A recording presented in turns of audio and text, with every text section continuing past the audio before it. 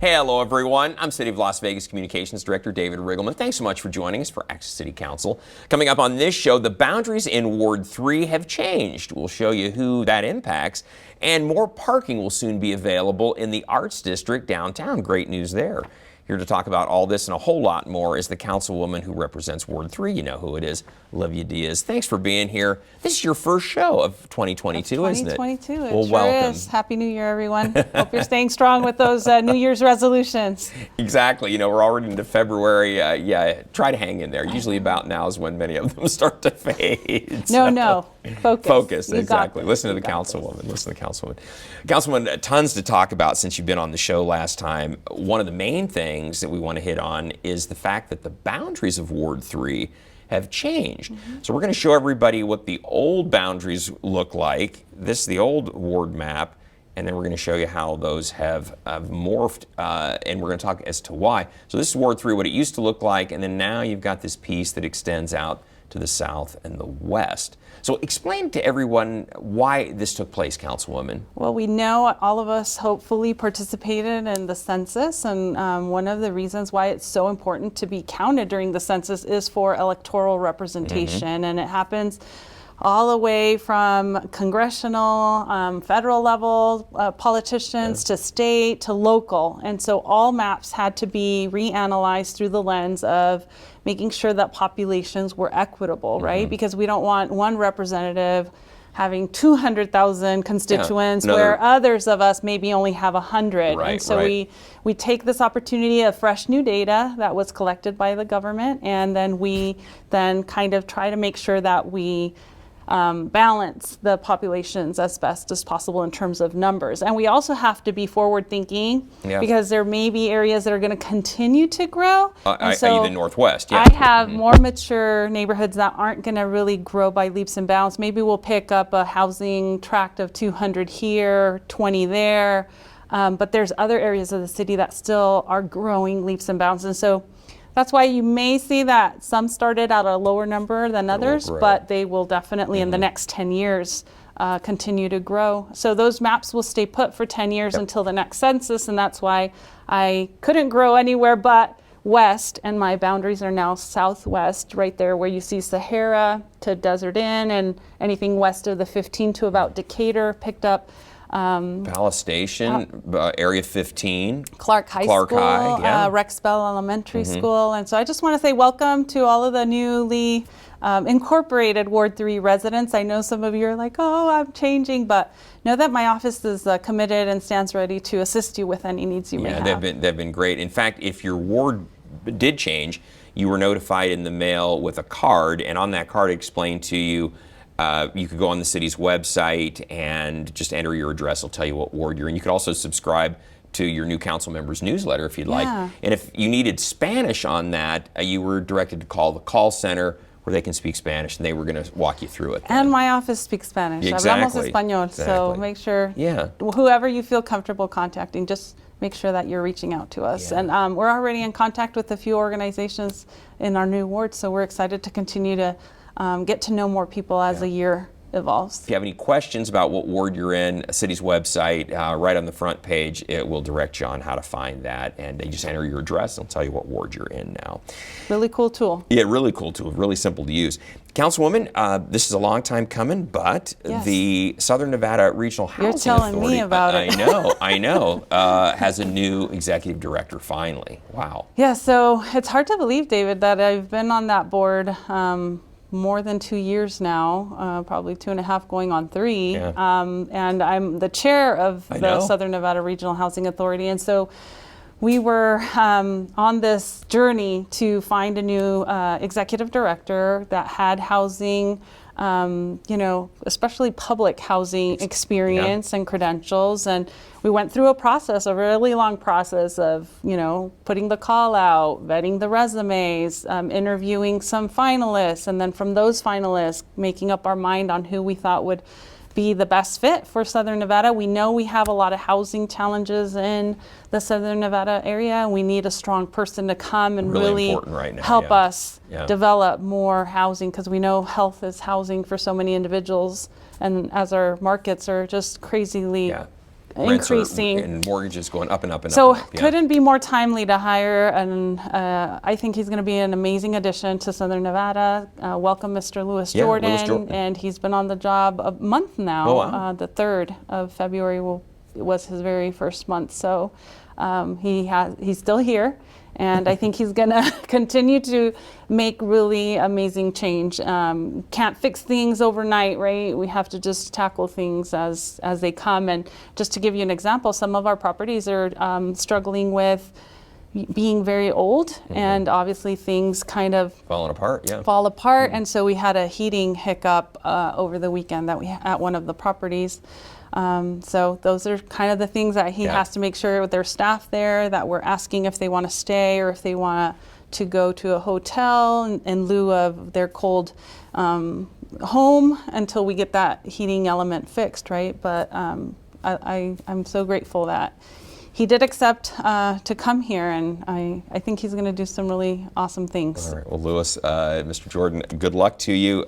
With the city, because he's going to be helping us with that planning grant we just received for Ward 5. That's exactly right. And as you said, this is such a critical time. Rents across the valley, home prices have just skyrocketed. Incredible through this pandemic. So affordable housing, good quality housing is a real tough thing for people right now, and we're going to wish him the best of luck. He can move forward. Got a great board. Obviously, you guys are doing a good job of staying on top of everything yourselves. So, Councilwoman, we love this. We love when new businesses open, especially as we're going through a pandemic. You posted this on Facebook. You said, "Welcome to the neighborhood, Freed's Bakery." And who doesn't love Freed's Bakery? Oh, Wow. yum. They opened just in time for the decadence of the Christmas holiday season. They're now in the Arts District. They are one of the dessert shops, I think, if not the most, I think one of the oldest dessert shops that we have. The Freed's family They obviously have multiple locations. in the area. I think this was their 6th, Yeah. if I'm not, recalling incorrectly. It's their 6th location. We're happy they're there. Now folks can come have some yummy eats and then swing by and have dessert from Freed's if they so choose. And then they can go to Brewery Row right after too. We got it all. It's all in enjoy Ward some 3. of the spirits, all in the Arts District. That's right. Arts District is really happening. In fact, we're going to have a special guest later on. We can tell you there's going to be some more parking coming to the Arts District. But of which course, is very you exciting. do that after you did your 1-hour exercise routine. Yes. You started all of Right, exactly. the burning before you eat it. And maybe consider parking far away and then walking off some of That those too, calories yeah. too. So, but exciting news. Congratulations to Freed's. Yeah, again, Councilwoman, it's a coup to have them in the neighborhood because they always bring in business. Yeah. Want to let everybody know, too, at their recent City Council meeting back on February 2nd, you honored our specialty courts in our municipal court. We have multiple specialty courts. These are generally courts that deal with repeat offenders, whether it's speeding or drug addiction or whatever it might be. Where Our the folks, youth. Youth, where they keep coming Our back through the veterans, system. our homeless. Yeah. So there's many frequent offenders that our court systems deal with, and each judge gets to preside over one of these specialty courts. And I love that Cynthia Leung, Judge Leung, always invites me to the women in need of change graduations, because it's just, it's a long journey for these women, but it's just so life-changing in terms of their trajectories and where they're able to now be reunited with their family. Sometimes their children are taken away, and through the efforts of the WIN Court, they're able to get, custody, sometimes not, but they're reunited with family and friends and a support system that will help that woman stay on the path to sobriety. Some of them are dealing with drug addictions, others with alcohol addictions. And so you see how difficult it is to recover from all of the trauma, I think, that these individuals have been through. And we provide, the specialty court system provides all of the wraparound services and the step-by-step process Support, to help. And it's an amazing undertaking, and really our municipal court has really kind of set the tone across the country for this. But rather than just punish people, fine them, throw them in jail, the idea is to break that cycle where these folks, why do they keep offending? Why do they keep Why repeating? are they still in the streets? Exactly. Why are they stealing for their next, fix. So, this is really, it's difficult. I mean, I think most of the women and men turn the opportunity down because it's hard work to go through the programs. Most participants take 18 months, 2 years to graduate from the program. But I just wanted to give them our sincere appreciation for helping us tackle recidivism as a city, but most importantly, making a difference in every individual they touch through the specialty courts. They are touching those lives, and they're changing and transforming also the lives of the mothers and the fathers and the grandmothers and the grandfathers and the children of these individuals. And so we didn't have all of the judges there that day, Councilwoman, but you have Judge Leong. She's there, closest to you at this point. Judge Campbell behind her, and then Chief Judge Burt Brown behind Judge Campbell. So I know they were very appreciative of the recognition. They worked very hard, and again, this is kind of groundbreaking, a groundbreaking approach versus, again, just keeping people in the system over and over and over again. So I was just, honored to bring them, and I think that sometimes we focus on the negative aspects of our municipal court, but there's amazing work also happening, not only with the judges, but their support staff as well, their assistants, and all the nonprofits too, and all of our public safety folks. I mean, I think everyone goes all in. And a beautiful thing about it too is that you see former graduates coming to support the new graduates because they remember what it was to be lost and to be given hope and to be invested in, and they come back and help others along, and I think that's really awesome. Huge. It's about community. Yeah, and exactly. Letting people know that they're not alone in these difficult times. Exactly right. And Councilwoman, speaking of not being alone, since your ward grew and changed a little bit, the boundaries, one thing that did not change, you still have the Downtown Area Command, and you posted this on Facebook. You said, "Thank you to all the Ward 3 neighbors who braved the weather to attend a public safety meeting with our Las Vegas Metropolitan Police Department, Downtown Area Command, and the Area Command has a new captain, right?" Yes. And so there we have Sergeant Luke Del Rosario. We have Denise, all from Downtown Area Command. I think it's Officer Herrera who's also there. And basically we brought together this opportunity for Metro to meet residents from Ward 3 so that they could get comfortable with our law enforcement officials, because sometimes that comfort level in our community doesn't exist, David. If you don't know them, And you kind of feel like, well, there's this always happening in my neighborhood, but Metro's never present. And I think what they miss is Metro's not there because there's other more violent crime that they're tending to. And unless we put some of that on their radar, then they won't come. So we are the first line of defense for each other. And we just were kind of talking through things that they may be seeing, that they need to be, because sometimes we see squatters go into a house that doesn't belong to them. So it's incumbent upon us as neighbors to report that activity when we know someone's in a house that doesn't belong to them, or we're seeing shady activity out of a house, people coming and going at all times and different cars being parked there. And I mean, we kind of have this gut feeling that something's not right about what we're seeing unfold. And so we have to be the ones reporting. It's got to be a partnership. If we see something, we need to say something. And that's to the point of the Metro officers. They don't know what they don't know. So just, we wanted to build that comfort level and let our community know you can report these things, and here are the individuals you work with. And there's a new captain. Yes. Welcome, Captain Hector Cintron, newly arrived, I think late December as well, with his assignment to DTAC.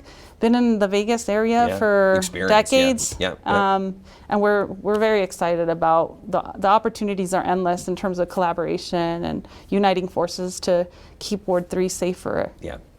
Welcome, Captain. We're going to look forward to working with you. Appreciate it. And again, the idea, I think the police, no matter what area command you live in, they're really trying to forge that partnership between the community and the police so that people work together rather than adversarially to try to take care of the crime and to keep crime under control in those different neighborhoods. So, Councilwoman, we love this. This is in Ward 3.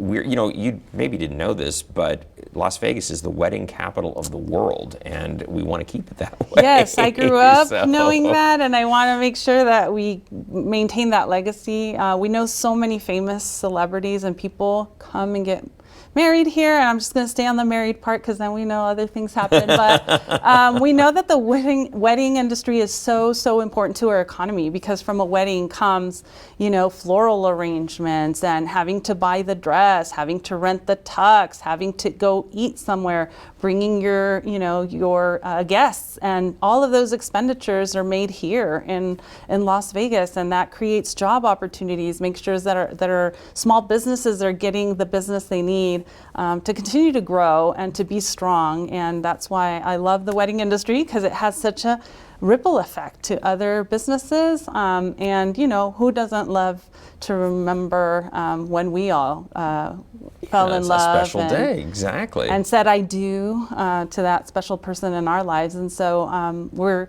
supporting our county chief clerk. Yes, Lynn Goya. Yeah.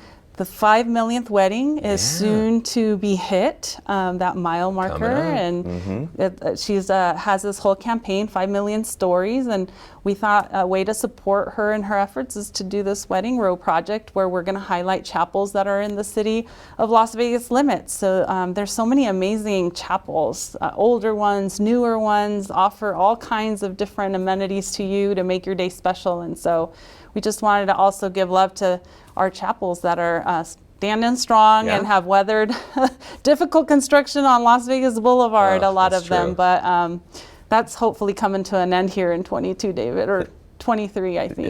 They still have about a year out. Yeah, exactly. To commemorate this too, Councilwoman, you're going to notice, if you're in that area, what we call our Wedding Row project, you'll see banners depicting all different types of weddings, and obviously the importance that they have to Las Vegas. Yes. So.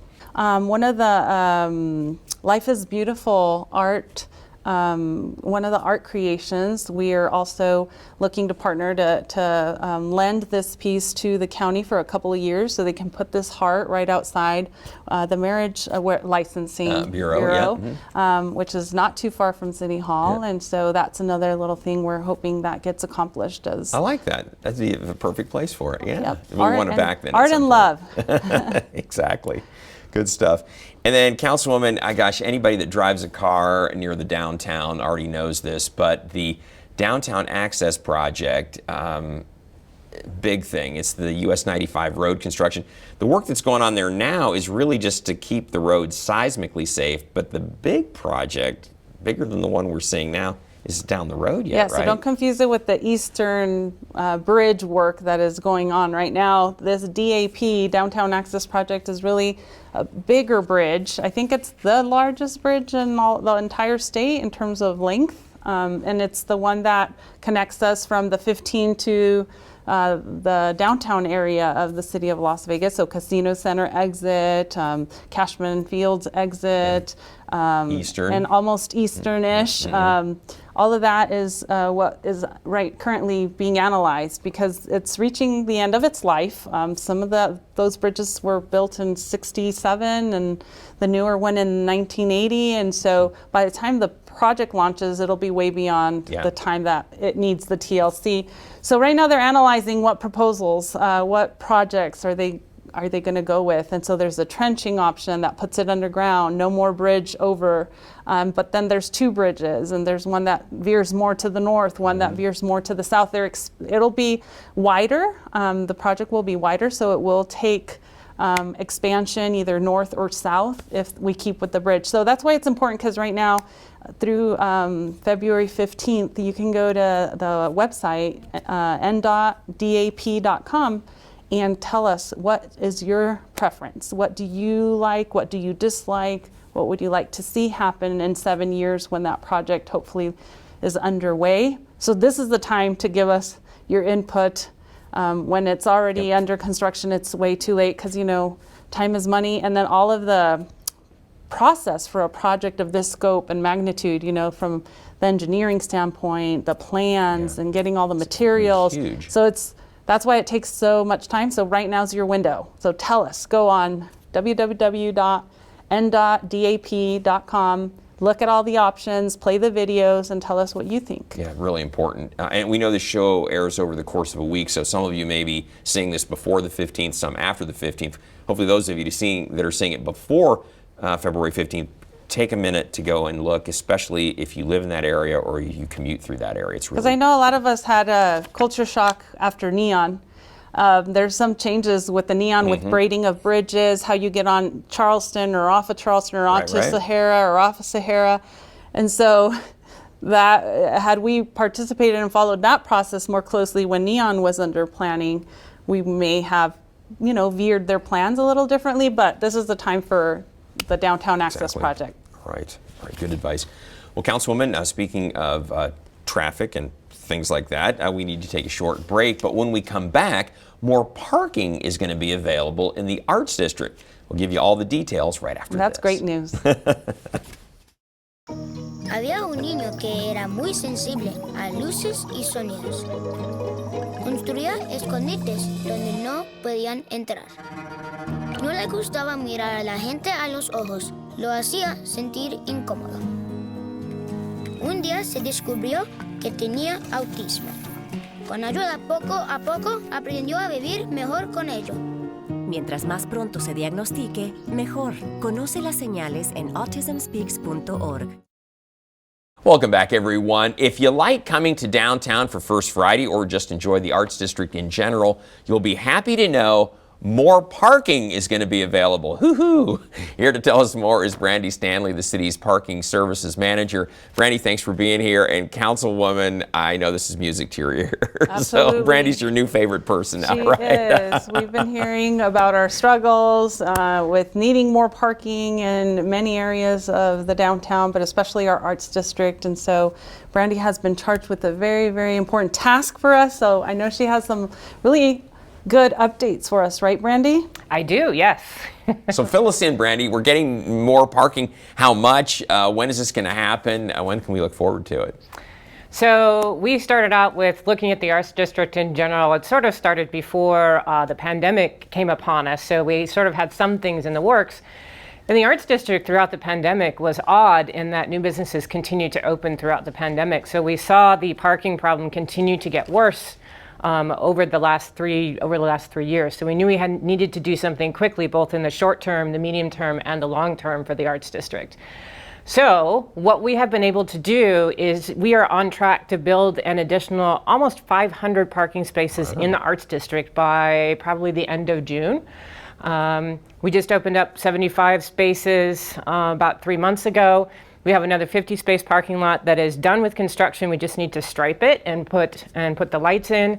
We're starting construction on another one that's about 100 spaces in the next couple of weeks. So we're really making a lot of progress in the short term in getting some additional parking in the Arts District. Wow, that's terrific. So Brandy, there's I think a lot of confusion by folks that come to First Friday in terms of where their parking plans should be. And I know that there have been some bad actors flagging people to park in certain places and then their cars being towed. And just wanted to kind of debunk the myth that we have anything to do as a city with that kind of scheme. But that's kind of why we're making the big push to afford more people parking closer to where First Friday occurs, but there's always other options. Can you also shed light on the current options people have, Brandy, in terms of safe parking so that your experience when you come to the Downtown Arts District or First Friday is a pleasant one? Yeah, it's actually pretty easy rule of thumb, and for the most part, it is if the lot is not paved, if it's dirt or gravel or something like that, it's not going to be a legal parking lot, so don't park there. Even if somebody looks like they have a uniform and knows what they're doing, any parking lot that doesn't have paving on it is not going to be a legitimate parking lot. So that's probably the easiest way to remember. There are several parking lots downtown, whether they're run by the city or not, that are legitimate. Usually those, you can tell those. And then we also have, we conscript the downtown loop every First Friday and run it back and forth between the City Hall parking garage at 500 South Main and First Friday. And I would say about every First Friday, there's at least 1,000 to 2,000 people that actually park up there and take the shuttle, and it gets great reviews and everybody loves it. So if you can't find parking close, don't park in a dirt lot, just go to the City Hall garage and we'll get you to and from the garage. Yeah, that's great advice. Brandy, also too, tell everybody out there, we've got a little bit of free parking still available in the area around the downtown as well, right? Mm-hmm. Yeah, so we started probably in October a weekday lunchtime promotion in the Fremont East area to try to help some of the businesses down there that are struggling a little bit because office workers still aren't quite back into the office quite yet. So every day, Monday through Friday, between 11 and 1, parking is free on the street downtown and in some of our parking lots. There's a little round sticker that says the lunch spot, and if there's a sticker on that meter, then that's going to be free between 11 and 1. So we encourage people to come downtown for lunch and take advantage of some of the absolutely fabulous restaurants we have on Fremont East. Wow, Fremont East. All kinds of parking goodness, both Yeah. on Fremont East and Arts District. All in Ward 3. Yeah. Yeah, exactly. Well, Brandy, we're running low on time. Is there anything else that you want to make sure that our viewers out there are aware of when it comes to parking in the downtown or in the Arts District specifically? I have one more sort of exciting thing that we're doing, and that is we are upgrading our parking meters throughout the downtown to a really snazzy touchscreen meter. We had a lot of complaints before. We had a lot of glare, and it's hard to read the meters. But now with these new touchscreen meters, they're really user-friendly. They're great. We've been going through the upgrade. And also, it has an option where you can donate to the city's homeless outreach right on the parking meter before you park. Wow, that's terrific. Hey, that's great. that's awesome. Because I know when I was newly elected, people were complaining about the Yes. inability to You read have to those do this to screens. try to see it. So Yeah. that's really good news. I'll make sure I reach out to the people who are putting it on my radar, saying Very it's good. coming. Exactly. Change is coming. Well, Brandy, listen, thanks so much. You're doing a stellar job here at the city. We really appreciate it. Thanks for being on the program. And, well, of course, we'll have you back in the future for an update on downtown parking. Everybody is interested in parking. All the time. And then we'll make sure, right, David, that as a city and through my office, we're keeping you apprised and updated of availability of parking, where these Absolutely. lots Oh, of course. are, Yep, how yep. to access them, what's the area in the Fremont East area that are free between 11 to 1. I think it's important to know Yeah, exactly. and share with your friends. All right, everyone. Well, Thank Brandy, you. again, thanks so much. Thank you, Brandy. We want to tell you, everyone out there, we always want to hear from you. So if there's something you'd like to share with Councilwoman Diaz, you can find her on Facebook and Twitter and Instagram, in fact. You can also contact her by picking up the phone, 702-229-4623, or send her an email. Her address is odiaz@lasvegasnevada.gov, and she or one of her great staff get right back to you. So, well, Councilwoman, great job. We'll have you back in 6 weeks with another update from Ward 3, and can hardly wait to see. There's so much going on. It will be another busy show. Something going on, but I just wanted to also not be remiss and wish everyone a happy Lunar New Year, and then also happy Black History Month.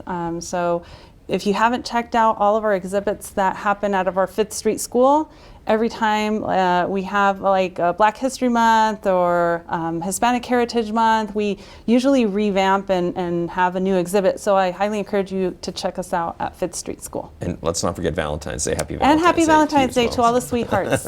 Okay, well done. And folks, please don't miss our next show beginning on February 17th with Mayor Pro Tem and Ward 4 City Councilman Stavros Anthony. You can catch all of our KCLV shows on Apple TV, Roku, and Amazon Fire now. Also, watch for our QR code at the end of this show to subscribe to our newsletter. And don't forget, you can also watch us live on the internet at kclv.tv. Thanks for watching, everyone. We'll see you next time around.